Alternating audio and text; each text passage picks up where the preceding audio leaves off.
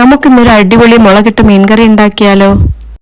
അതിനായി 1 കിലോ മത്തി, 2 തക്കാളിയുടെ പേസ്റ്റ്, 2 തണ്ട് കറിവേപ്പില, പിന്നെ 10 ചെറിയ ഉള്ളി, 8 അല്ലി വെളുത്തുള്ളി, 1 കഷ്ണം ഇഞ്ചി, 6 പച്ചമുളക് ഇവ ചതച്ചത്. ചട്ടി അടുപ്പത്ത് വെച്ച് ആവശ്യത്തിനുള്ള വെളിച്ചെണ്ണ ഒഴിച്ച് 1/4 ടീസ്പൂൺ ഉലുവയിട്ട് പൊട്ടിച്ച് അതിലേക്ക് 1 തണ്ട് കറിവേപ്പില, ഉള്ളി, വെളുത്തുള്ളി, ഇഞ്ചി, പച്ചമുളക് ചതച്ചതിട്ട് വഴറ്റുക.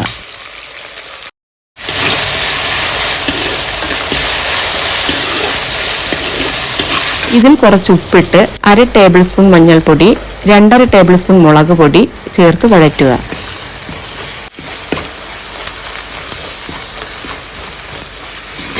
പൊടികളുടെ പച്ചമണം മാറിയതിനു ശേഷം അരച്ചു വെച്ച തക്കാളി പേസ്റ്റ് ചേർക്കുക.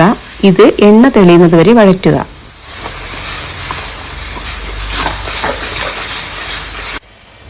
ലേശം പുളിവെള്ളം കൂടി ഒഴിച്ച് മിക്സ് ചെയ്യാം. ഇനി ആവശ്യത്തിനുള്ള ചാറിനുള്ള വെള്ളം ഒഴിക്കാം.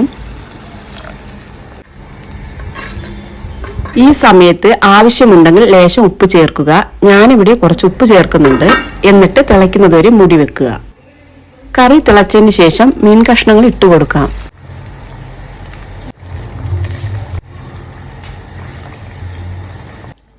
ഇനിയൊന്ന് ഇളക്കി കുറച്ചു നേരം കൂടെ മൂടി വെക്കാം.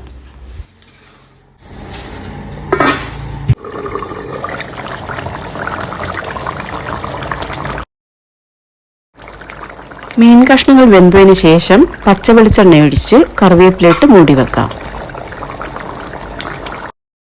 അപ്പം നമ്മുടെ ടേസ്റ്റിയായ മീൻ കറി റെഡി.